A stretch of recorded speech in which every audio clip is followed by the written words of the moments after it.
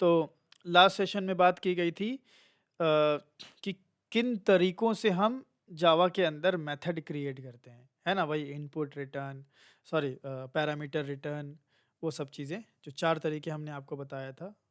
Parameter return का जो भी वैलिड ये था कि पैरामीटर नो रिटर्न हो सकता है, पैरामीटर नो पैरामीटर रिटर्न, ये सारी चीज़ें।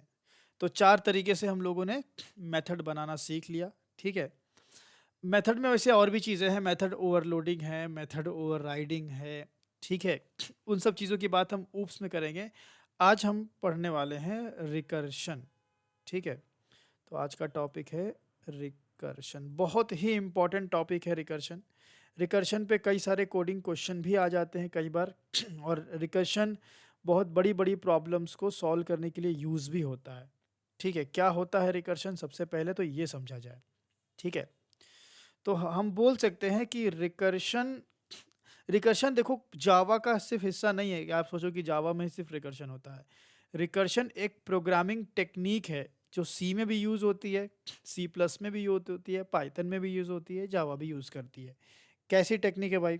मैं लिख देता हूँ, it is a programming technique. सबसे पहले कोई पूछे तो आपको बताना है कि भाई साहब ये एक प्रोग्रामिंग टेक्निक है। जिस टेक्निक में हम करते क्या हैं, वेयर अ मेथड, एक मेथड कॉल्स इटसेल्फ। एक मेथड अगर खुद को ही कॉल करे तो उसको हम कहेंगे रिकर्शन। क्यों खुद को कॉल करे? टू सॉल्व अ प्रॉब्लम, ठीक है? टू सॉल्व अ प्रॉब्लम, किसी प्रॉब्लम को सॉल्व करने के लिए अगर एक मेथड अपने आप को ही कॉल करता है तो उसको हम बोलते हैं रिकर्शन, ठीक है? कब यूज होता है? It is commonly it is commonly used for a problem, used for problem that can be broken down into smaller sub problem of the same type। नहीं समझ में आया? सब समझ में आ जाएगा अभी। देखो रिकर्शन क्या होता है भाई? रिकर्शन एक प्रोग्रामिंग टेक्निक होती है जिसमें हम एक मेथड को उसी मेथड के अंदर से कॉल कर लेते हैं। मतलब एक मेथड अगर अपने आप को कॉल कर रहा है तो वो तो हो गया रिकर्शन। यूज कब करते हैं ये इंपॉर्टेंट समझना। It is commonly use for a problem that can be broken down into smaller sub problem of the same type. मतलब एक मेरे पास प्रॉब्लम है, ठीक है? एक प्रॉब्लम है मेरे पास, मान लो पी एक प्रॉब्लम है। अब उस पी प्रॉब्लम को मैंने छोटे छोटे प्रॉब्लम्स में डिवाइड कर दिया, P1 and P2 and P3 and P4 and P5। ये छोटी छोटी सब प्रॉब्लम्स हो गई। और ये सब सारी प्रॉब्लम अगर अगर सिमिलर टाइप की होंगी, ठीक है? अगर सिमिलर टाइप की होंगी तो ऐसी प्रॉब्लम को हम रिकर्शन से सॉल्व कर सकते हैं। एग्जाम्पल के तौर पे, इस पे आपको कुछ समझ में नहीं आया होगा, एग्जाम्पल के तौर पे समझाते हैं। मान लो आपको निकालना है factorial of a number. Factorial समझते हैं? 5 का फैक्टोरियल कितना हो जाता है? 5, 120। पूरा तो याद ही करके रखे हैं आप तो। 5 इंटू 4 इंटू 3 इंटू 2 इंटू 1, 5 4 ज़ा 20, 20 120। 124। हाँ ठीक है, 120। अब इसमें अगर आप ध्यान से देखोगे तो 5 का फैक्टोरियल निकालना, दिस इज माई प्रॉब्लम, है ना? ये मेरी समस्या है, मुझे 5 का फैक्टोरियल निकालना है। 5 के फैक्टोरियल को निकालने के लिए हमने क्या किया, हमने पहले 5 को उससे एक छोटे नंबर से मल्टीप्लाई किया। मतलब हमने क्या किया, जो नंबर था, नंबर को मल्टीप्लाई किया नंबर -1 से, है ना? Yes sir. नंबर को मल्टीप्लाई किया नंबर -1 से। तो ये हमारा हो गया एक एक सब प्रॉब्लम। भाई नंबर को नंबर -1 से मल्टीप्लाई करना भी एक क्या है, कह सकते हैं कि एक सब प्रॉब्लम है। तो ये हमने किया। फिर जो यहाँ पे आएगा उसको फिर से हम मल्टीप्लाई करेंगे। अगर आप ये देखेंगे ये दोनों को, 5 इंटू 4 किया, फिर जो आएगा उसको 3 से करना है, फिर जो आएगा उसको 2 से करना है, फिर जो आएगा उसको 1 से करना है। मतलब कि सेम ही काम हो रहा है ना बार-बार। Yes sir. फिर इसको हम लोग सर मल्टीप्लाई कर देंगे किससे? जो आएगा इसमें होल जो भी आएगा, ठीक है? हमारे केस में आ जाएगा 5 4 ज़ा 20, तो इसको अगेन हम मल्टीप्लाई करेंगे नंबर -2 से, ठीक है? फिर जो इसका होल आएगा उसको किससे करेंगे? किससे मल्टीप्लाई करेंगे? सर नंबर -3 होगा ना? थ्री। हाँ, नंबर -3 से, सो ऑन। तो अब आप यहाँ पे ये देख रहे हैं कि एक प्रॉब्लम को सॉल्व करने के लिए छोटे-छोटे पार्ट में डिवाइड किया। बोला गया यार 5 का फैक्टोरियल देखा जाएगा क्या होगा, पहले 5 को 4 से मल्टीप्लाई करो, फिर 4 को 3 से करो, मतलब 5 को 4 से करो, फिर जो आए उसको 3 से करो, फिर जो आए उसको 2 से करो, फिर जो आए उसको 1 से करो। मतलब एक बड़ी प्रॉब्लम को पहले हमने छोटे-छोटे प्रॉब्लम में डिवाइड कर दिया। और आप देख रहे हैं इन सारी छोटी-छोटी प्रॉब्लम में एक ही काम हो रहा है। यहाँ भी मल्टीप्लाई हो रहा है, यहाँ भी मल्टीप्लाई, यहाँ भी एक छोटे नंबर से मल्टीप्लाई हो रहा है, फिर एक छोटे नंबर से मल्टीप्लाई हो रहा है, फिर एक छोटे नंबर से मल्टीप्लाई हो रहा है, एंड देन फिर एक छोटे नंबर से मल्टीप्लाई हो रहा है। पता ये चला कि एक बड़ी प्रॉब्लम का सॉल्यूशन है छोटे-छोटे प्रॉब्लम्स में तोड़ तोड़ देना और वो छोटी-छोटी प्रॉब्लम्स को सॉल्व करना। और कमाल की बात ये है कि ये छोटी-छोटी सारी प्रॉब्लम्स एक ही टाइप की हैं। सब में मल्टीप्लाई ही हो रहा है एक छोटे नंबर से। समझ में आया इस स्टेटमेंट का मतलब? It is commonly used for problem that can be broken down into smaller sub problem, ठीक है? Smaller sub problem of the same type, of the same type. तो अगर आपके पास कोई बड़ी प्रॉब्लम है, आपको लगता है अगर मैं इसको छोटे-छोटे प्रॉब्लम में डिवाइड कर दूं और वो सारी छोटी-छोटी प्रॉब्लम एक ही टाइप की होंगी, तो मैं रिकर्शन चला के गोल-गोल घुमा करके काम अपना कर पाऊंगा। अब वो कैसे होगा, ऐसा फैक्टोरियल वगैरह हम आगे चल के देखेंगे। ये मैंने आपको एक एग्जाम्पल बताया कि फैक्टोरियल एक अच्छा एग्जाम्पल है, ठीक है? प्रॉब्लम, ठीक है? फैक्टोरियल ऑफ ए नंबर एक अच्छा एग्जाम्पल है रिकर्शन से सॉल्व होने वाली प्रॉब्लम का, ठीक है? हम लोग सॉल्व करेंगे। तो रिकर्शन क्या है? रिकर्शन एक प्रोग्रामिंग टेक्निक है जिसमें एक मेथड खुद को ही कॉल करता है, ठीक है? बताइए, इतनी बात क्लियर हुई जो हमने बताया? Yes sir. ठीक है। अब रिकर्शन में दो चीज़ें होती हैं। रिकर्शन में बेसिकली हम करते क्या हैं, एक मेथड को उसके अंदर से चला देते हैं। पहले रिकर्शन करके हम दिखा दें आपको। रिकर्शन करके पहले मैं आपको दिखाई देता हूँ। कल हम लोगों ने बनाया था कुछ launch and practice method and all, उसको ही ओपन कर लेते हैं। लॉन्च हो गया, ये प्रैक्टिस मेथड हो गया। इसमें से सब मैं क्लीन करूँगा, बहुत यहाँ पे चीज़ें हैं फैली हुई हैं।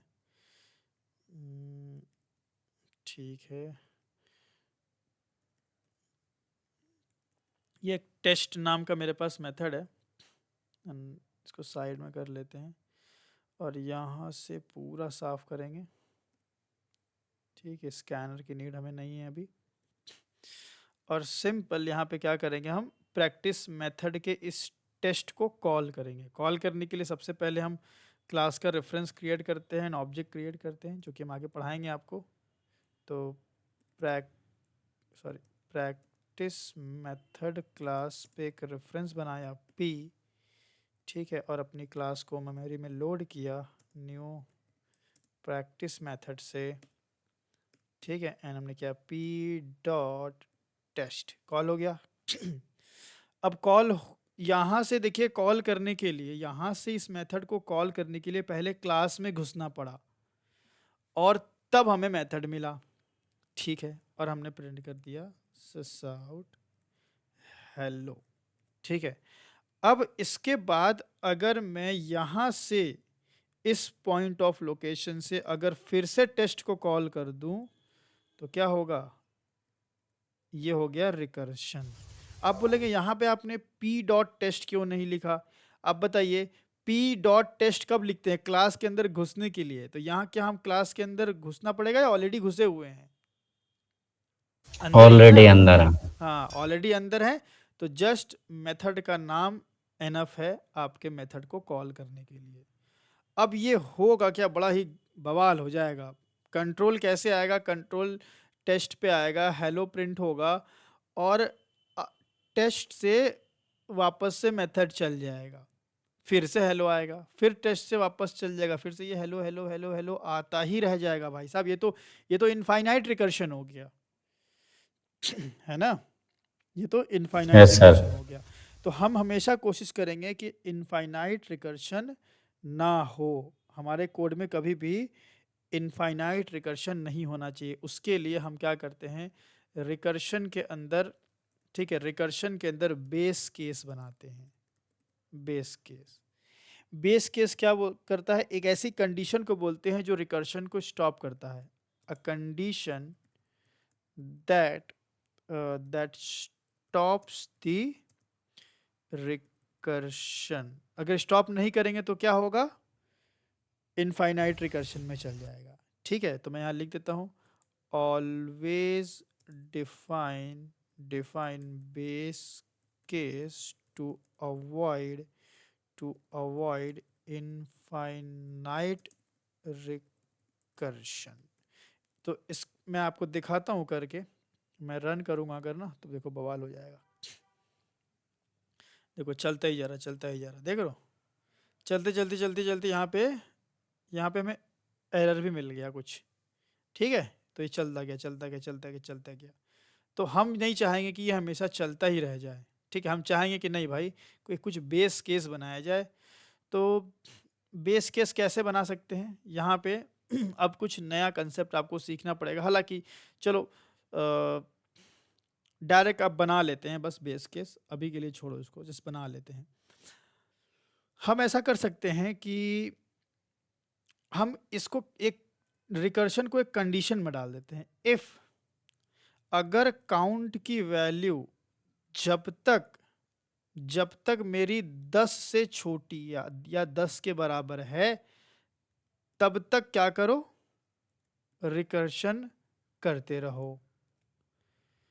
और मैं अगर यहाँ पे दे देता हूँ int count is equal to 1, तो मुझे आप बता सकते हैं कि ये रिकर्शन कितनी बार होगा। यही यही ये इसको हम लोग क्या बोलते हैं, ये वाले, इसको हम लोग बोलते हैं रिकर्सिव कॉल, है ना, रिकर्सिव केस भी बोला जाता है।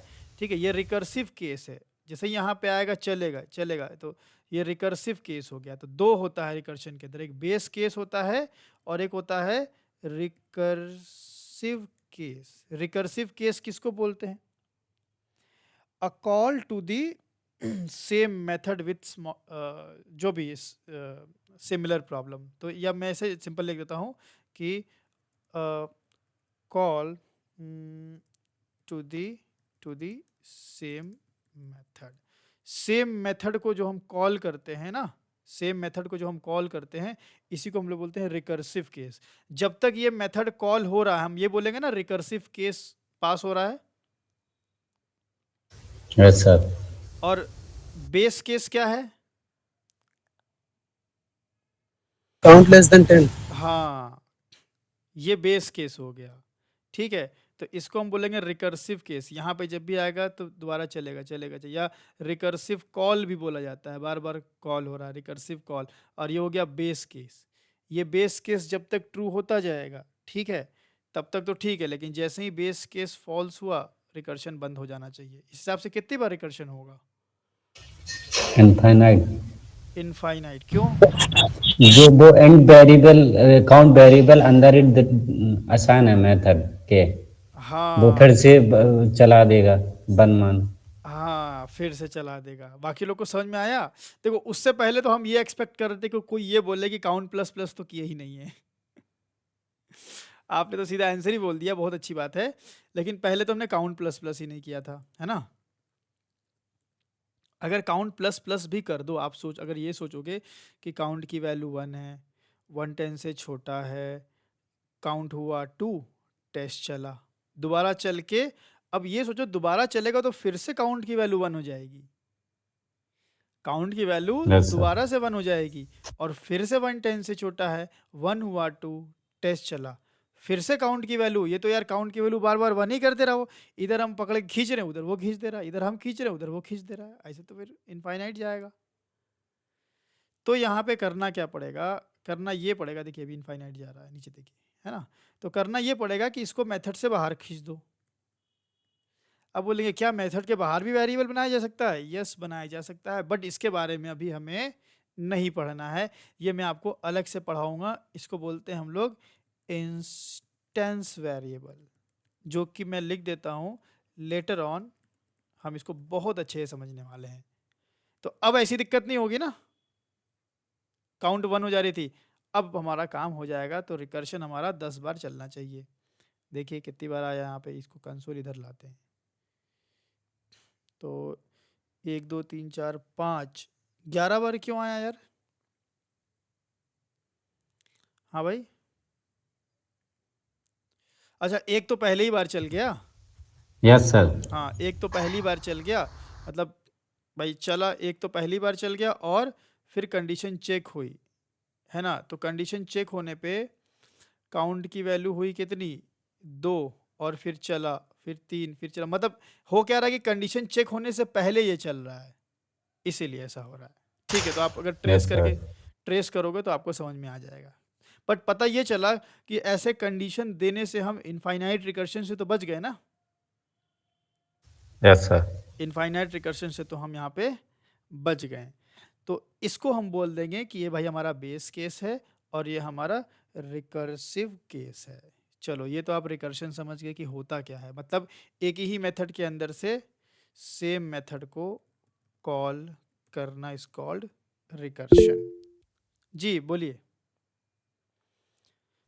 सर जैसे कि ये जो सर इसका अंदर जो सर इसको रखे थे सर, यहाँ पे जो 4 नंबर पे है सर इसको, हाँ तो इसको रखने से सर वहाँ पे रन जो है मतलब इनफाइनाइट हो जा रहा है। तो जो सर मेथड के मतलब सर ऊपर रखना है तो सर वो सही सर मतलब वर्क कर रहा है सर, जी, इनफाइनाइट नहीं जा रहा सर, ये कैसा हो रहा है ये बताइए थोड़ा। ये ऐसा इसलिए हो रहा है क्योंकि अंदर जब आप रखेंगे तो काउंट की वैल्यू प्लस प्लस होने के बाद जब मेथड दोबारा चलेगा तो ये री इनिशलाइज हो जा रहा है ना, ये वेरिएबल दोबारा से, दोबारा मेथड चला, फिर से एक नया वेरिएबल डिक्लेयर हो गया, अच्छा काउंट की वैल्यू फिर से 1 हो गई ना। जी जी इसने सर। काउंट की वैल्यू 2 किया था, लेकिन क्या दोबारा चलेगा तो ये लाइन 5 नंबर फिर से नहीं चलेगी, यस तो सर, फिर से ओके वो बंद यस कर सर। दिया, समझ गए ना, ऊपर हाँ करेंगे सर। तो फिर बच जाएगा उस चीज से। हाँ क्योंकि वो सर इंस्टेंस वेरिएबल है ना सर हाँ इसलिए। अब वो उसको नहीं, अब तो मेथड के अंदर ही चलेगा तो 1 2 3 होगा, ओके सर। ऐसा है। चलिए ये तो पहले आपने बेसिक रिकर्शन समझा। अब रिकर्शन कैसे प्रॉब्लम को सॉल्व करता है, इसका एक सबसे अच्छा एग्जाम्पल है फैक्टोरियल, आप समझ लें। ठीक है, फैक्टोरियल समझ लेंगे तो आपको समझ में आ जाएगा कि रिकर्शन से प्रॉब्लम किस तरह से सॉल्व हो सकती है। तो आइए हम लोग फैक्टोरियल का एक प्रोग्राम बनाते हैं, उसके बाद फिर कुछ मेमोरी मैनेजमेंट की भी बात करेंगे जो कि बड़ा इंपॉर्टेंट है। फैक्टोरियल फाइंड करना है मुझे, write a program to find a factorial of a number using recursion. ठीक है, write a program to find factorial of a number using recursion। ठीक है, रिकर्शन से हमें निकालना है, आ जाइए इधर।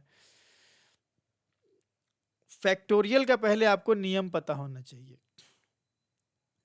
भाई, फैक्टोरियल निकालने से पहले मैथमेटिक्स पता होना चाहिए। तो आप मुझे बताइए 1 का फैक्टोरियल कितना होता है? 1 1 होता है। 0 का फैक्टोरियल?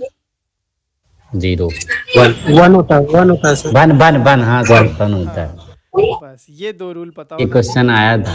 हाँ, 0 का फैक्टोरियल होगा हमारा 1, 1 का फैक्टोरियल होगा 1, और बाकी जो भी आगे का फैक्टोरियल होगा वो आप मल्टीप्लाई कर दें अप टू 1 तक। ये 5 का 5 इंटू 4 इंटू 3 इंटू 2 इंटू 1, 0 तक मल्टीप्लाई नहीं करेंगे क्योंकि लास्ट में 0 होगा तो सब 0 हो जाएगा। चलिए, तो हमें निकालना है फैक्टोरियल ऑफ अ नंबर। तो हम करते क्या है इसमें, यहाँ से हम यहाँ एक नंबर ले लेते हैं, int number is equal to 5, और अपने टेस्ट में इस नंबर को भेज देते हैं, और हम यहाँ पे क्या करेंगे, टेस्ट में नंबर को भेज के मैं यहाँ से रिटर्न करवा लूँगा रिजल्ट।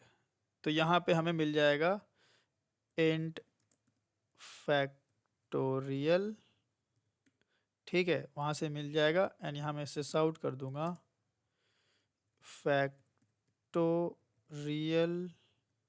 ऑफ, सॉरी क्या हो रहा है यार, कहाँ मैं लिख रहा हूँ, फैक्टोरियल ऑफ, ठीक है, थोड़ा जगह और चाहिए रहेगी मुझे, इसको एक काम करते मिनिमाइज कर लेते हैं, ठीक है। फैक्टोरियल ऑफ के बाद स्पेस देंगे, फिर अपना नंबर को कॉन्कैटिनेट करेंगे, फिर प्लस देंगे, फिर स्पेस देंगे, factorial of 5 is colon and plus factorial.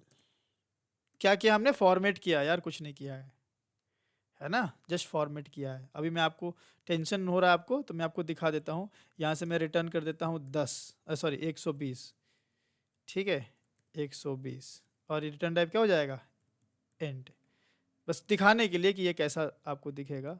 And यहाँ पे इंट नंबर भी ले लेते हैं, इंट नंबर, चलो देखो तो क्या आया, फैक्टोरियल ऑफ 5 इज 120।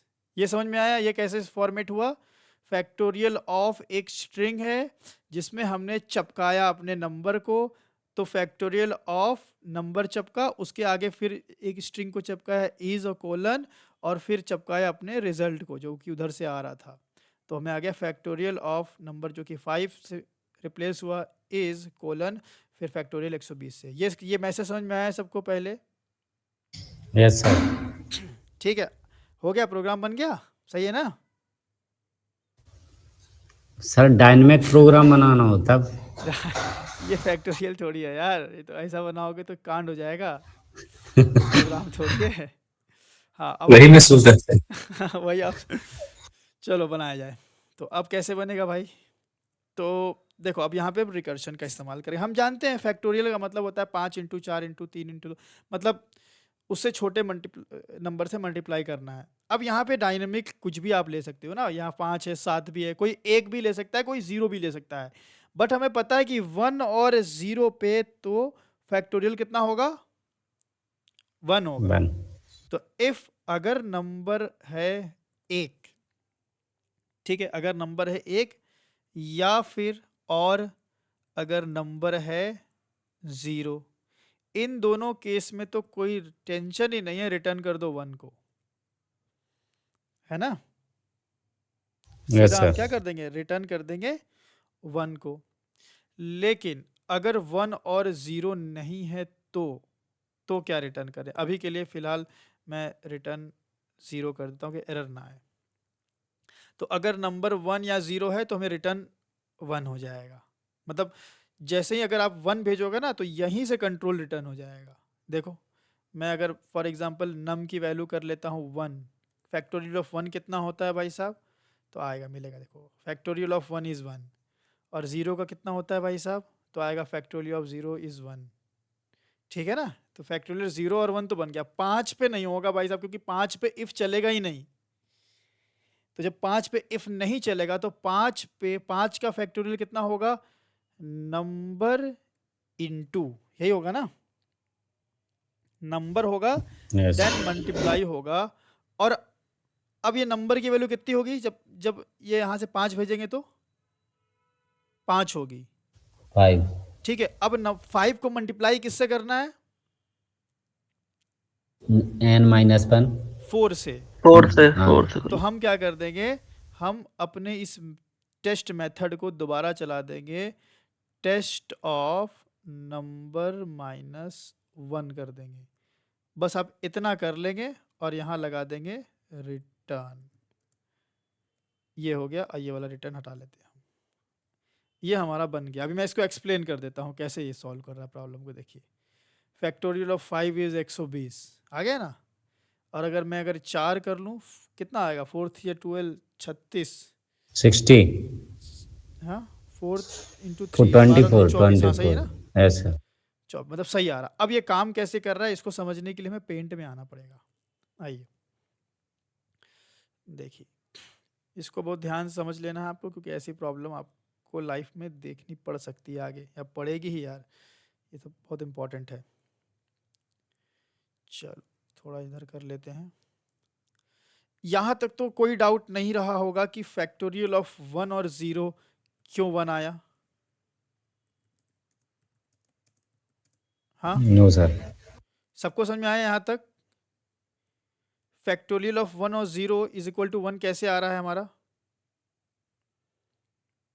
क्योंकि अगर यस सर। हाँ, नंबर की वैल्यू 1 भेजोगे तो रिटर्न 1 हो जाएगा, नंबर की वैल्यू 0 भेजोगे तो भी रिटर्न हो जाएगा। प्रॉब्लम हो रही है 5 पे, 6 पे, 4 पे, 1 और 0 के अलावा। मान लो हमने नंबर की वैल्यू भेजी, सपोज दैट हमने नंबर की वैल्यू लेट करके चलो, नंबर की वैल्यू हमने भेजी 5, नंबर इज इक्वल टू 5। ये नंबर की वैल्यू 5 कहाँ से आ रही है? मेन से आ रही है, ठीक है, ऐसे लेट कर लो, मेन से आ रही है यहाँ पे। तो 5 जब आएगी तो रिटर्न, ये वाला रिटर्न स्टेटमेंट जो है ना, इसी को हम एक्सपैंड करेंगे यहाँ पे बगल में, इसी को हम एक्सपेंड करेंगे क्योंकि सारा खेल इसका ही है। चलो इसको उठा लेते हैं हम, कॉपी एंड यहाँ पे आ जाते हैं, ये हो गया हमारा, ठीक है। देखिए ध्यान समझिएगा, दिख रहा है ना इतना बड़ा, सही है ना आप लोग के लिए? Yes sir. अब नंबर की वैल्यू, जब नंबर 5 आएगी तो नंबर की वैल्यू हो गई 5, और 5 मल्टीप्लाई होगा टेस्ट ऑफ नंबर ऑफ -1, मतलब टेस्ट में कितनी वैल्यू गई? 5 गई और 5 -1 गया, यही हुआ ना? Yes sir. ठीक है, तो मतलब यहाँ हमने क्या किया कि 5 को मल्टीप्लाई किया एक रिकर्सिव कॉल से। अब 5 को, भाई 5 को आप नंबर से मल्टीप्लाई करेंगे या रिकर्शन से करेंगे? जनरली तो ऐसा होगा ना कि नंबर से मल्टीप्लाई होगा। Yes sir. जनरली तो ऐसा ही होता है कि नंबर से मल्टीप्लाई होता है, बट यहाँ पर रिकर्सिव कॉल से मल्टीप्लाई कैसे हमने कर दिया? एक एग्जाम्पल आपको दिखाते हैं। एक एग्जाम्पल दिखाने के लिए हम ऐसा कर लेते हैं, थोड़ा देर के लिए मेथड में कमेंट करता हूँ, देखो। और यहाँ पे एक हम दूसरा बना लेते हैं टेस्ट मेथड, और यहाँ से हम कर लेते हैं रिटर्न 1000 या 100, ये ठीक है, ये कर लिया। थोड़ा देर के लिए ये सब भी हम कमेंट कर लेते हैं, और हम ये मेथड टेस्ट मेथड चलाते हैं, ठीक है, रिटर्न 100। ये टेस्ट मेथड इधर से चलाया जाए। अगर मैं ऐसा करूं, sys out 2 plus P dot test, अब बताइए, नंबर को नंबर से ना जोड़ना चाहिए, लेकिन नंबर को हम मेथड कॉल से जोड़ रहे हैं। क्या मतलब हुआ इसका? मतलब ये हुआ कि ये मेथड कॉल जब नंबर में तब्दील हो जाएगी तब एडिशन होगा। समझ पा रहे हैं? मतलब कि जब 2 प्लस ये यहाँ पे कंट्रोल जाएगा, तो जब तक ये मेथड कॉल नंबर में तब्दील नहीं हो जाएगा, नंबर के फॉर्मेट में कन्वर्ट नहीं हो जाएगा, तब तक एडिशन हो ही नहीं पाएगा। तो अभी होगा कैसे? 2 plus P dot test, P से गए क्लास में, टेस्ट मेथड चला, और पी डॉट टेस्ट किस में बदल गया? इधर से कितनी वैल्यू आई? 100 में बदल गया। जब 100 में बदल जाएगा तो एडिशन क्यों अब हो सकता है? बताइए।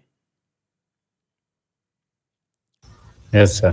पता ये चला कि हम किसी नंबर को किसी मेथड कॉल से प्लस या मल्टीप्लाई कर सकते हैं। शर्त ये है कि वो मेथड कॉल फिर नंबर में तब्दील होना चाहिए, नंबर में रिजॉल्व होना चाहिए। नंबर में रिजॉल्व नहीं होगा तो पॉसिबल नहीं है। अभी मान लो कि अगर हम ऐसा कर दें कि यहाँ से मान लो ऐसा कर दें IJK, ठीक है, और यहाँ मैं मल्टीप्लाई कर रहा हूँ, ठीक है, मल्टीप्लाई कर रहा हूँ। IJK का रिटर्न टाइप हो जाएगा स्ट्रिंग। अभी मैं दिखाने के लिए, आप ऐसे नहीं जानते हैं, देखो एरर आ रहा है। क्यों एरर आ रहा है? 2 को IJK से मल्टीप्लाई किया जा सकता है क्या यार? आप सोचो, यहाँ से क्या रिटर्न आएगा? IJK आएगा। तो भाई जब अगर आपका मेथड रिजॉल्व होकर के नंबर नहीं बनना है, तो नंबर जब ये नहीं बनना है तो आप नंबर को कैसे मल्टीप्लाई कर दिए इसमें? तो शर्त यही होती है कि किसी भी नंबर के साथ किसी मेथड कॉल, किसी भी नंबर और मेथड कॉल के साथ अरिथमेटिक ऑपरेटर यूज कर सकते हैं।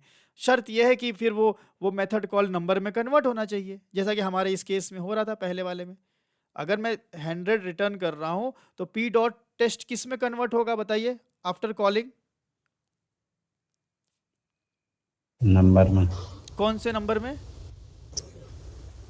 100 में कन्वर्ट होगा सर। हाँ 100 में कन्वर्ट होगा, तो 2 इंटू 100। सर जो स्ट्रिंग आप रिटर्न कर रहे थे, तो वो जैसे कि स्ट्रिंग हमने वैल्यू डाल कॉन्कैटिनेट कर दी तो फिर वो ऐड हो मल्टीप्लाई जाएगी? कर रहे थे, कॉन्कैटिनेट नहीं कर रहे थे। नहीं, जैसे कि हमने नहीं कहा कॉन्कैट कर दें तो चपक जाएगा। अब वो तो, अब स्ट्रिंग वाले में ना उलझे आप, वो तो चपक जाएगा, इसीलिए जानबूझ के मल्टीप्लाई फट से लगा दिए ना। यहाँ पे देखिए 1 minute, operator plus is undefined, save नहीं किया था, देखिए एरर नहीं आ रहा है, यस सर। तो चपक जाएगा ना, 2ij के आ जाएगा, इसीलिए हमने मल्टीप्लाई लगा दिया था, सही से समझाने के लिए आपको, यस सर, यस है ना। तो मेथड कॉल में हमेशा इस बात का आप ध्यान देंगे कि किसी भी नंबर को एक मेथड कॉल से एक मेथड कॉल के साथ और एक नंबर के साथ अर्थमेटिक ऑपरेटर लगाया जा सकता है, प्लस, मल्टीप्लाई, डिवाइड, माइनस। शर्त यह है कि वो मेथड कॉल नंबर में रिजॉल्व होना चाहिए। ये तो समझ में आया पहले कंसेप्ट यहाँ पे? Yes sir, yes sir. अब आइए इधर, तो यहाँ पे हमने किया क्या है पेंट में भाई, हमने नंबर कितनी वैल्यू भेजी अपने रिकर्सिव मेथड में? 5 भेजी। 5 में इफ चला नहीं, अब रिटर्न स्टेटमेंट परफॉर्म, अब ये रिटर्न स्टेटमेंट क्रिएट होगा, डायरेक्ट रिटर्न नहीं हो जाएगा, पहले पूरा बनेगा, रिजॉल्व होगा, देन रिटर्न होगा। कैसे रिजॉल्व होगा? नंबर की वैल्यू 5 थी तो नंबर तो 5 हो गया, अब 5 का मल्टीप्लाई किससे हो रहा है? टेस्ट ऑफ नंबर -1 से। तो बताइए कि डायरेक्ट मल्टीप्लाई हो जाएगा या पहले मेथड कॉल होके रिजॉल्व होगा? मेथड कॉल होके रिजॉल्व होगा। हाँ, पहले मेथड कॉल हो गए तो 5 - 1 हम सब लोग जानते हैं 4 होता है, तो टेस्ट ऑफ 4 हो जाएगा। अच्छा भाई साहब, ये एक्सप्रेशन बना। अब टेस्ट ऑफ 4 जब कॉल होगा तो टेस्ट में नम में कितनी वैल्यू आई? 4 आई। जब भाई साहब हम यहाँ पे कर रहे थे, अब मैं अब जरा ये यहाँ पे जब हम लोग जब 5 4 यहाँ 5 कर लेते हैं, जब हम यहाँ 5 भेज रहे थे तो नम में कितनी वैल्यू गई? 5। अब यहाँ पे अगर आप देखेंगे कि टेस्ट ऑफ 4 कर रहे हैं तो नम में कितनी गई? 4। 4 पे इफ चलेगा? No sir. ध्यान रहे, वही मेथड दोबारा चल रहा है विथ न्यू वैल्यू। अब वो न्यू वैल्यू क्या है? एक कम है बस, इफ नहीं चला। फिर ये जो टेस्ट है वो इस एक्सप्रेशन से बदल जाएगा, मतलब 4 पे अगेन ये वाला लाइन चलेगा, मतलब क्या हो जाएगा? 4 into test of what? 4 - 1। 4 - 1, correct. ये हो गया, मतलब ये वाला जो एक्सप्रेशन आपका टेस्ट वाला, ये वाला जो एक्सप्रेशन है वो किससे बदल गया? नीचे 4 वाले से। - 1। ये जो सर जो लेफ्ट साइड है 5 है, तो वो स्टेबल रहेगा? हाँ, वो स्टेबल रहेगा। Yes sir. हाँ, वो तो स्टेबल, क्योंकि वो मेथड थोड़ी है, मेथड रिजॉल्व होगा। तो ये वाला, मेथड ही अकेला कॉल हो रहा है। हाँ, तो ये वाला रिजॉल्व होके क्या बन गया? 4 4 इंटू - 3। टेस्ट ऑफ 4 - 1 जो कि 3 हो गया। ठीक है, तो मैं इसको 3 लिख लेता हूँ, क्योंकि आप समझ रहे हैं। तो मैं इसको ऐसा लिख सकता हूँ कि ये टेस्ट ऑफ 4 रिजॉल्व होके बन गया 4 इंटू टेस्ट ऑफ 3। ठीक है ना, समझ गए? अब भाई 4 ऐसे ही रह जाएगा, रिजॉल्व क्या होगा? टेस्ट ऑफ 3, है ना। 4 तो ऐसे ही रह जाएगा, रिजॉल्व होगा क्या? Test of 3। अच्छा, टेस्ट ऑफ 3 जब जाएगा तो नंबर में गया 3, नंबर में जब गया 3 इफ चलेगा? नहीं, 3 पे कहाँ चलेगा? 1 और 0 पे चलना है ना। तो अगेन ये वाला स्टेटमेंट मेरा क्या बन जाएगा? 3 मल्टीप्लाई ऑफ टेस्ट ऑफ 3 - 1 2। मतलब ये वाला पूरा एक्सप्रेशन किस में तब्दील हो गया? ये वाला, ये टेस्ट ऑफ 3 पूरा एक्सप्रेशन टेस्ट ऑफ 3 इसमें तब्दील हो गया। मैं लिख देता हूँ क्या चीज रिजॉल्व हो रहा है। यहाँ टेस्ट ऑफ 4, ये सेलेक्ट हो जाओ भाई, हाँ, यहाँ टेस्ट ऑफ 4 बन गया मेरा 4 इंटू टेस्ट ऑफ 3, फिर यहाँ टेस्ट ऑफ 3 क्या बन गया, 3 इंटू टेस्ट ऑफ 2। अब टेस्ट ऑफ 2 रिजॉल्व होगा, क्योंकि कांस्टेंट थोड़ी रिजॉल्व होता है, मेथड ना रिजॉल्व होता है। Yes sir, yes sir. तो टेस्ट ऑफ 2 क्या बन जाएगा बताइए? 2 माइनस 1। हाँ 2 गया, तो 2 इंटू 2 माइनस 1, तो 2 into and test of 2 minus 1 जो कि होता है 1। अब ये वाला रिजॉल्व हो गया इसमें, अब टेस्ट ऑफ 1 रिजॉल्व किया जाएगा। अब यहाँ पे कमाल हो जाएगा, क्योंकि टेस्ट ऑफ 1 नंबर में जब 1 जाएगा तो कितना रिटर्न आएगा, 1। 1 हो जाएगा। अब यहाँ से 1 मिल गया, टेस्ट ऑफ 1 रिजॉल्व हो जाएगा 1 में। तो अब देखिए नहीं हो गया 5 इंटू 4 इंटू 3 इंटू 2 इंटू 1, तो यस रिटर्न सर। क्या होगा, रिटर्न हो जाएगा 5 इंटू 4 इंटू 3 इंटू 2 इंटू 1, जो भी सम होगा रिटर्न हो जाएगा। इस तरह से काम किया रिकर्शन का प्रोग्राम। समझ में आया सबको? यस।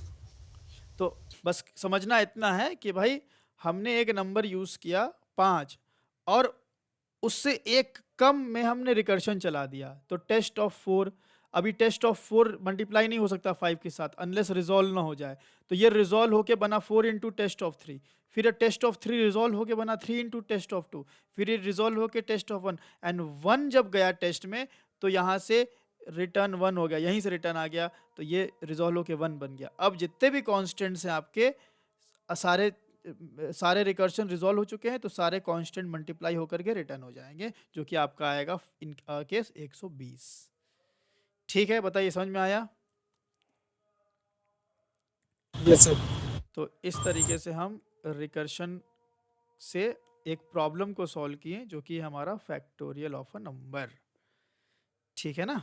चलो इसको भी हम ऐड कर लेते हैं। तो ये सब चीज़ें कैसी है ना, ये सब चीज़ें प्रैक्टिस वाली हैं। अभी हमने बताया, आपको याद रहेगी, ये एक हफ्ते बाद फिर से पूछेंगे, आप भूल जाओगे। तो ये सब प्रैक्टिस वाली चीज़ें हैं। और ये सर 10 नंबर का आया था। हाँ बताइए। और ये एक ऐसी भी चीज़ है, मैं आपको बता दूं, ये एक ऐसी भी चीज़ है, अगर किसी को इन चीज़ों में दिक्कत होती है, इसका मतलब ये बिल्कुल नहीं है कि आप जावा नहीं पढ़ सकते। लॉजिकल एबिलिटी अलग अलग फन है, अलग स्पेशलाइजेशन है, या अलग फील्ड बोल लो, और कंसेप्ट बिल्डिंग अलग फील्ड है ना? तो हमें दोनों सही करनी है। बट कई बार ऐसा होता है कि कुछ स्टूडेंट्स का लॉजिकल एबिलिटी बचपन से ही तेज होता है ना? वो मैथ्स को बहुत अच्छे से सॉल्व कर पाते रहे होंगे, माइट बी, और वो पजल्स को बहुत अच्छे से सॉल्व कर पा रहे होंगे बचपन से, तो उनकी वो ये लॉजिक्स वो इजीली लगा पाएंगे। लेकिन जिनका लॉजिकल एबिलिटी बचपन से वीक होता है, उनको लॉजिक बनाने में दिक्कत होती है। तो अगर आपसे लॉजिक नहीं बन पा रहा है, एक बार में आपसे नहीं हो पा रहा है, इसका मतलब ये नहीं कि आप जावा नहीं सीख पा रहे हो। जावा तो यार आप सीख गए। अगर आपने रिकर्शन समझ लिया, मेथड कॉल समझ लिया, रिकर्शन को कैसे हम रोक रहे हैं, बेस केस रिकर्शन केस समझ लिया, तो रिकर्शन जावा समझ में आ रही है आपको। अभी लॉजिकल एबिलिटी बिल्कुल अलग चीज़ है ना? तो इसीलिए जब भी एमएनसी वगैरह में लॉजिकल एबिलिटी के क्वेश्चन पूछे, लॉजिक बिल्डिंग के क्वेश्चन पूछे जाते हैं, तो वहां पे लैंग्वेज चूज करने का ऑप्शन होता है। सी में आप यही प्रोग्राम दे देगा, और यहाँ पे एक ड्रॉप डाउन रहेगा, उसमें जावा, सी प्लस प्लस, पाइथन, कई सारी लैंग्वेज होगी। क्योंकि ये क्वेश्चन जावा का है ही नहीं, मतलब जावा का स्पेसिफिक क्वेश्चन नहीं है, ये तो लॉजिक बिल्डिंग का क्वेश्चन है, जिसको आप किसी भी प्रोग्रामिंग लैंग्वेज बनाओगे दिमाग वही लगेगा। ठीक है, जावा का क्वेश्चन क्या हो सकता है? जावा का क्वेश्चन ये हो सकता है कि रिकर्शन में स्टैक ओवरफ्लो एरर क्यों आता है? आया था ना हम लोग का यहाँ पे लाल लाल, जब इनफाइनाइट यस रिकर्शन पढ़ा था, सर। तो वो जावा का क्वेश्चन है। तो आपका कंसेप्ट जो होगा वो आपको जावा में बनाना है बहुत अच्छे से। कंसेप्ट में तो कोई कोताही नहीं की जा सकती। हाँ, लॉजिक बिल्डिंग है, ऐसे क्वेश्चन जो होते हैं, फैबोनिकी सीरीज, प्राइम नंबर, पैलिंड्रोम, बहुत सारे क्वेश्चन हो सकते हैं, पैटर्न प्रोग्रामिंग, ये एक ऐसा पार्ट है जो आप धीरे धीरे पैरेलली करते रहें। हो सकता है कोई बहुत जल्दी क्वेश्चन को सॉल्व कर ले, किसी को टाइम लग सकता है, जिनको टाइम लगता है उनको ज़्यादा प्रैक्टिस करनी पड़ेगी, इतनी सी बात है। तो ध्यान रहे, कई बार लोग डिमोटिवेट हो जाते हैं, अरे हमसे क्वेश्चन सॉल्व नहीं हो रहा है। ठीक है, कोई बात नहीं, आप प्रोडक्ट बनाने पे फोकस करें, आप जावा सीखने पे फोकस करें, आप प्रोजेक्ट्स बनाएं और लॉजिक बिल्डिंग धीरे धीरे सही होगी। उसका क्या तरीका हम आगे एरे स्ट्रिंग में आपको बताएंगे। अभी के लिए तो बस एक ही बता सकते हैं कि आप जितनी ज़्यादा प्रैक्टिस करेंगे बेसिक क्वेश्चन की, उतना ही बढ़िया रहेगा आपके लिए। चलिए, ये तो आप रिकर्शन समझ गए कि भाई देखिए हम लोगों ने किस तरह से रिकर्शन टेक्निक का यूज़ किया। एक ही मेथड के अंदर से उसी मेथड को कॉल किया और अपनी प्रॉब्लम्स को छोटे छोटे सब प्रॉब्लम्स से डिवाइड किया जो कि सिमिलर टाइप की थी और हमें सॉल्यूशन मिल गया। This is only called recursion. अब आते हैं जावा में। ठीक है, ये तो रिकर्शन हर हर लैंग्वेज में यही पढ़ाया जाएगा जो हमने आपको पढ़ाया है। ठीक है, सिंटेक्स लेकिन अलग होगा, ऑब्वियसली सिंटेक्स अलग होगा। अब यहाँ पे आप एक चीज़ देख रहे थे कि जब हम इनफाइनाइट रिकर्शन पे जा रहे थे, I will show you again. ये सब हटाते हैं एंड ये भी हटाते हैं एंड यहाँ पे हम सिस आउट कर लेते हैं हेलो एंड यहाँ हम कर लेते हैं टेस्ट। ठीक है, ये infinite recursion, no base case. ठीक है, कोई बेस केस हमने जानबूझ के नहीं बनाया यहाँ पे। एंड यहाँ कर लेते हैं वॉइड। ठीक है, और सिंपल हम कॉल करेंगे, कुछ तामझाम नहीं रहेगा यहाँ पे, है ना। ये कॉल कर लिया, अब यहाँ रन करेंगे तो क्या होगा, हेलो हेलो हेलो आता रहेगा, फिर आपको कुछ एरर आएगा यहाँ पे। ये एरर क्या है इसको भी समझना बहुत ज़रूरी है। पहले देखते हैं एरर क्या एरर आया। स्टैक ओवरफ्लो नाम का आपको यहाँ पे एक एरर आएगा,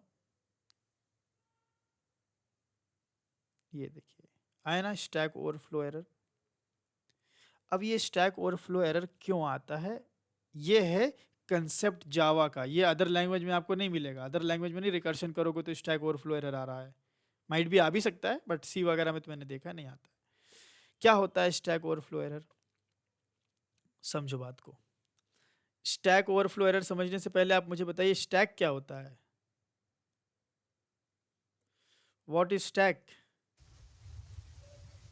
स्टैक एक डेटा स्ट्रक्चर है जो लिफो पर काम करता है। करेक्ट, स्टैक लीफो मतलब लास्ट इन फर्स्ट आउट। हाँ ठीक है, stack is a data structure which, या ऐसे लिखता हूँ मैं, विच सपोर्ट। स्टैक सर एक मेमोरी एरिया होता है ना सर? हाँ, मेमोरी एरिया, वो डेटा स्ट्रक्चर अलग। बोलो, मेमोरी एरिया भी बोल सकते हो। Which supports first in last out या फिर लास्ट इन फर्स्ट आउट। मतलब स्टैक जनरली एक डेटा स्ट्रक्चर है। अभी जहां बात आएगी डेटा का स्ट्रक्चर, तो डेटा कहाँ स्टोर होता है, मेमोरी में, है ना। डेटा यस कहाँ सर। स्टोर, मेमोरी में। तो स्टैक एक एक तरह की, एक तरह का स्पेशल मेमोरी एरिया भी बोल सकते हो। Special memory area which supports first in last out. मतलब ये ऐसा मेमोरी है जहाँ पे जो पहले जाएगा वो आखिर में ही निकलेगा। Special type of special type of area inside the RAM. RAM में बनता है ये, हार्ड डिस्क में नहीं बनता, इसलिए मैं मेमोरी ना लिख के रैम लिख दिया, ब्रैकेट में आप मेमोरी लिख सकते हो। ठीक है, अब बहुत ध्यान से समझना है कि क्या सीन है जावा के अंदर, कैसे होता है काम। ये आपका स्टैक है। पहले स्टैक को मैं सोच रहा हूँ कि थोड़ा समझा दूँ। Stack is like a bucket, laundry bucket आपने देखा होगा। लॉन्ड्री बकेट में अगर हम कुछ कपड़े वगैरह डालते हैं, फिर उसके ऊपर कुछ डाल दिया, फिर उसके ऊपर भी कुछ डाल दिया, ऐसे भरते गए जो जो सबसे ऊपर होगा, जो सबसे आखिरी में हम डालेंगे वो सबसे पहले निकलेगा। तो इसको हम लोग बोल सकते हैं कि भाई जो लास्ट इन हुआ है, जो लास्ट में पुश हुआ है, वो फर्स्ट में पॉप हो जाएगा। डालने को पुश, निकालने को पॉप बोला जाता है। और जो सबसे पहले डाले थे ना वो तो गया फिर डार्क वेब में, इसको निकालने सबसे आखिरी में निकलेगा। तो जो फर्स्ट इन है वो लास्ट आउट होगा। This is your stack. And ध्यान रहे स्टैक एक स्पेशल टाइप ऑफ मेमोरी को बोलते हैं। ठीक है, एक डेटा स्ट्रक्चर भी बोलते हैं इसको, जो कि हमेशा रैम में बनती है, स्टैक। ठीक है, स्टैक हमेशा कहाँ बनेगी, रैम में, हार्ड डिस्क में नहीं। ठीक है, अब स्टैक को हम तभी यूज करेंगे जब मुझे फर्स्ट इन लास्ट आउट वाली फंक्शनैलिटी चाहिए होगी। अब यहाँ पे आप सोचो, जब भी हमारे जावा के प्रोग्राम में कोई मेथड चलता है, ठीक है, जब भी हमारे जावा के प्रोग्राम में कोई मेथड चलता है, तो मेथड्स के अंदर कुछ जानकारी होती है लिखी हुई, है ना? कुछ ना कुछ तो लिखा ही Yes. होता है। जैसे हमने ये रेफरेंस वेरिएबल है, मेथड कॉल वॉल किए हैं, बहुत सारी जानकारी होती है। तो जो मेथड रन सबसे पहले होता है, ठीक है, या फिर मैं बोलूँ कि जो भी मेथड रन होता है पहले या बाद में, जो भी मेथड रन होता है, उस मेथड का रिकॉर्ड स्टैक में स्टोर करता है जावा। मतलब सबसे पहले कौन सा मेथड चला हमारे इस प्रोग्राम में, आपके सामने है, कौन सा मेथड चला सबसे पहले? Main method. Main method. तो होगा क्या, मेन मेथड का सारा ब्यौरा, जो भी जानकारी होगी, वो कहाँ स्टोर होगी? स्टैक में, जिसको हम बोलते हैं एक्टिवेशन रिकॉर्ड। किसका? Of main. क्यों भाई मेन का पहले स्टोर हुआ, टेस्ट का पहले क्यों नहीं स्टोर हुआ? एग्जीक्यूशन ऑफ कोड मेन से स्टार्ट होता है ना। हाँ, सबसे पहले मेन चला एंट्री तो पॉइंट भी बोल सकते हैं। हाँ, तो सबसे पहले मेन चला तो मेन का ठूसे हम उसमें। चलो भाई, एक्टिवेशन रिकॉर्ड मेन डाल दिया। अब ये बताइए, मेन के बाद कौन सा मेथड चला?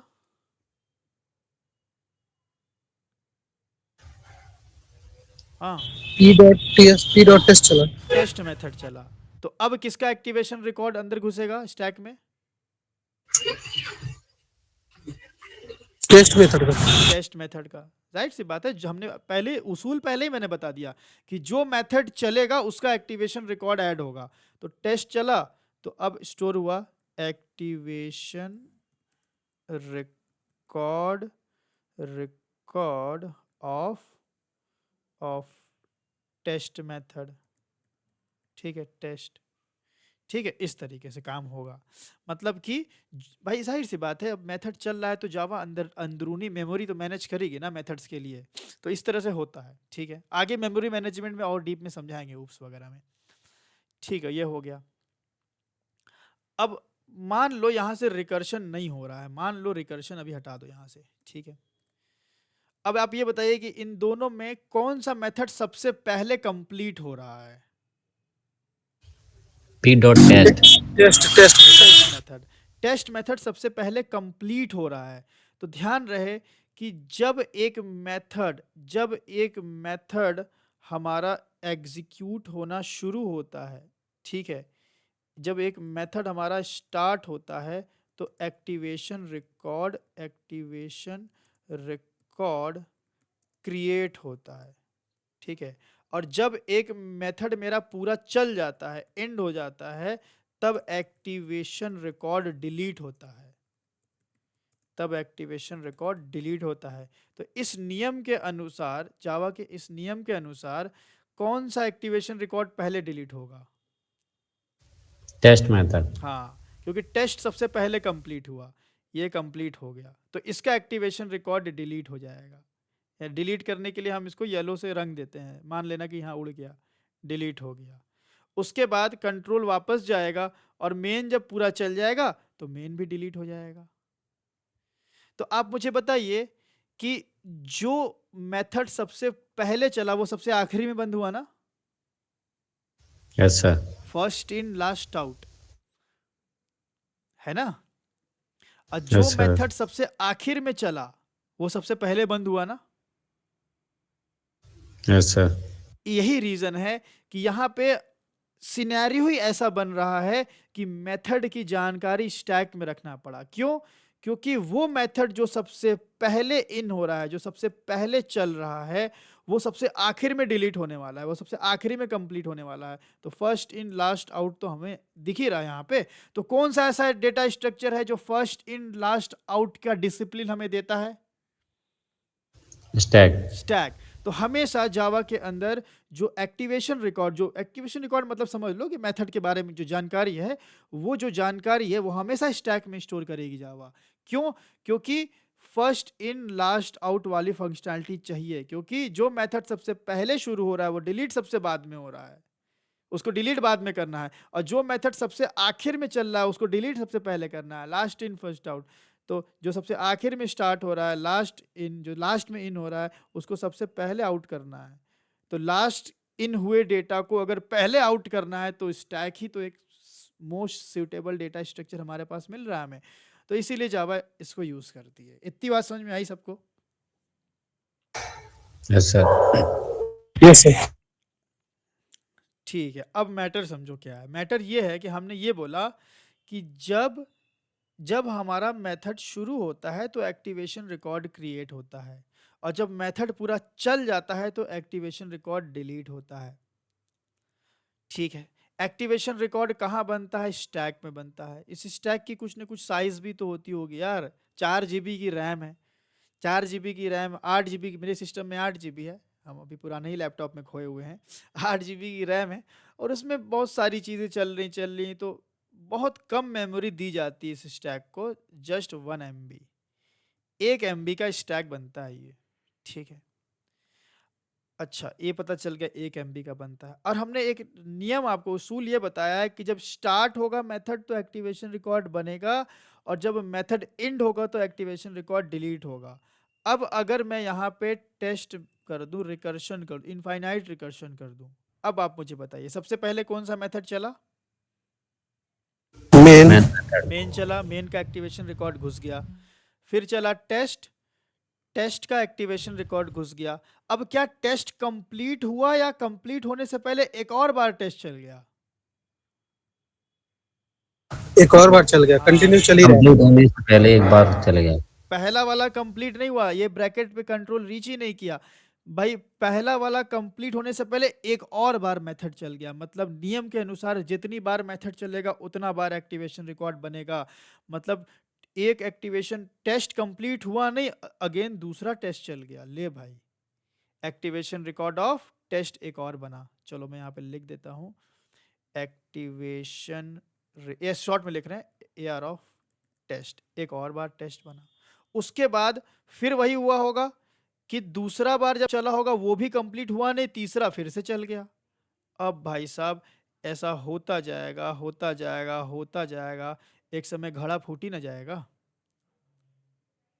बताइए, एक ही MB साइज है यस ना, सर। कितना ठूस हो गए। Yes sir. तो जब आप इनफाइनाइट रिकर्शन करते हैं, आपका स्टैक एक्टिवेशन रिकॉर्ड से भरता जाता है, भरता जाता है, भरता जाता है, एक समय स्टैक ओवरफ्लो हो जाता है। उसी कंडीशन को बोलते हैं, उसी एरर को बोलते हैं स्टैक ओवरफ्लो एरर। समझ में आया? Yes sir. तो ये रीजन था स्टैक ओवरफ्लो आने का। तो सॉल्यूशन क्या है? सॉल्यूशन इसका तो पहला सॉल्यूशन ये है कि आप पहला क्या, एक ही सॉल्यूशन है इसका, बेस केस बना के चलें। रिकर्शन में हमेशा बेस केस, बेस केस किसको बोलते हैं? वो कंडीशन जिस पे रिकर्शन रुकता है। क्या हमारे पास ऐसी कोई कंडीशन है यहाँ पे? No sir. नहीं है। तो ये आप ध्यान रखें कि हमेशा बेस केस आप बनाएंगे, नहीं तो आपका ये चलते चलते चलते चलते आपका स्टैक फुल हो जाएगा, एंड देन उसी पॉइंट पे एरर आएगा, स्टैक ओवरफ्लो एरर। क्या मैं इस स्टैक की साइज को बढ़ा सकता हूँ? यस, जावा हमें ये ऑप्शन देती है। कमांड लाइन आर्गुमेंट के थ्रू, CMD वगैरह से हम कर सकते हैं, इक्लिप्स से भी कर सकते हैं। अब मैं आपको बता देता हूँ वो कैसे होगा। तो सबसे पहले यहाँ पे हम देखते हैं कि 1 MB में मेरा कितना हेलो इसने प्रिंट किया है।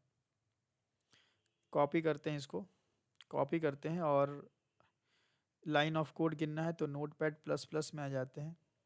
ठीक है, और यहाँ पे ये देखो पुराना कभी किया हुआ है, पेस्ट कर दिया हमने। कितना हुआ भाई hello?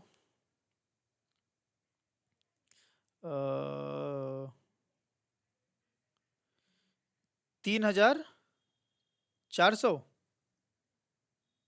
Yes sir. Yes sir. 3400 के करीब है 3463। है ना? 3400 के करीब है। एक बार हम कंसोल चेक कर ले, कंसोल की लिमिट तो नहीं है, क्योंकि कंसोल की लिमिट भी होती है। कंसोल देखो कहाँ से होगा ये सब, तो यार मैं करते जा रहा हूँ, बता नहीं रहा हूँ। देखो ऐसे होगा, विंडोज़ में जाओ, प्रेफरेंसेस में जाओ, और यहाँ सर्च करो कंसोल। कई बार कंसोल की लिमिट होती है, देखो क्या है, लिमिट कंसोल आउटपुट ना,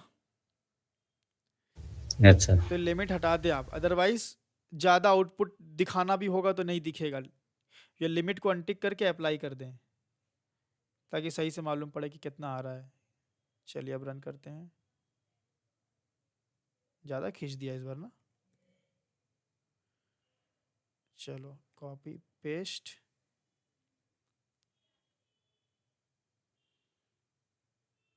क्या हुआ यार, पेस्ट हुआ कि नहीं? हाँ हो गया। अब देखते हैं कितना आ रहा है,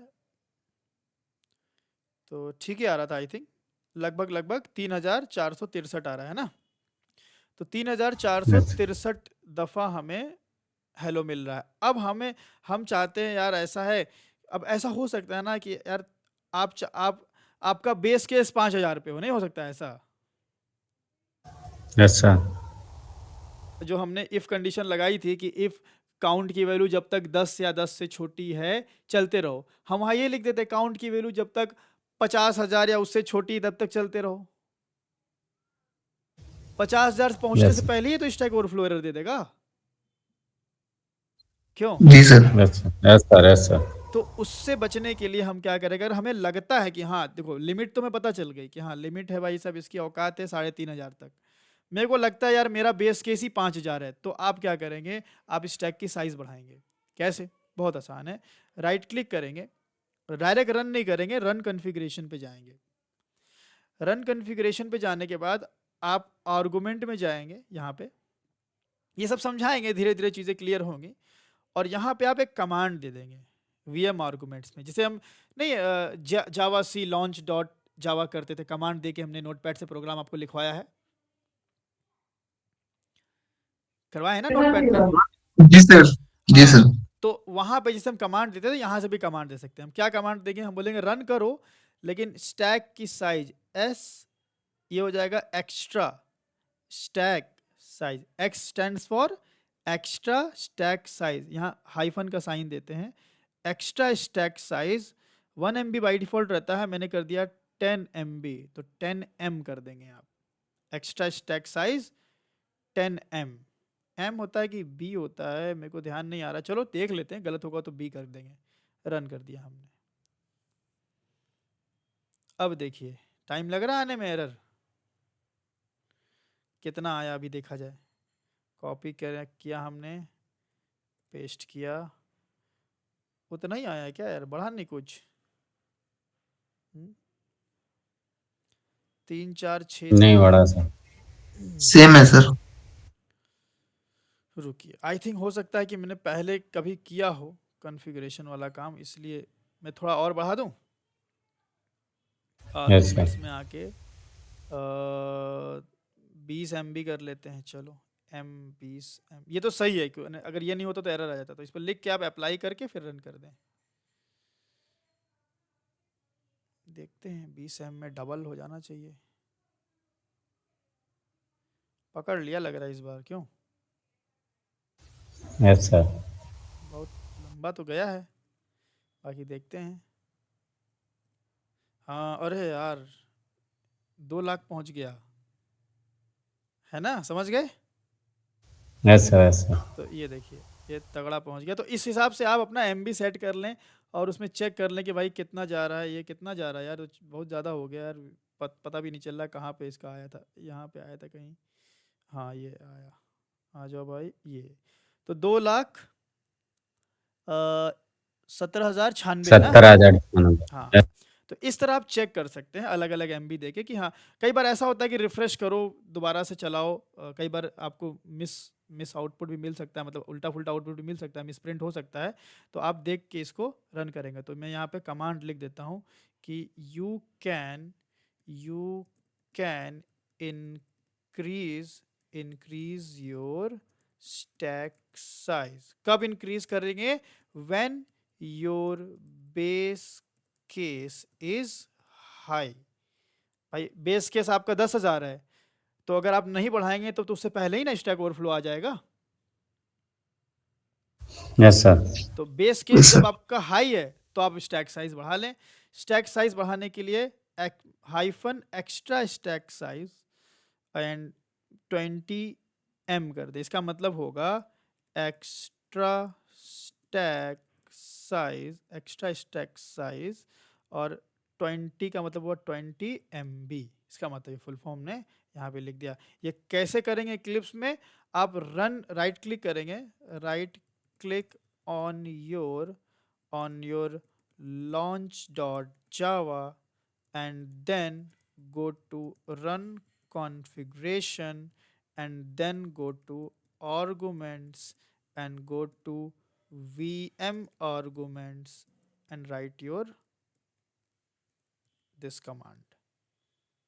ये डालें and then आप क्या करेंगे, apply and then direct run भी कर सकते हो, अप्लाई रन कर दो, खत्म।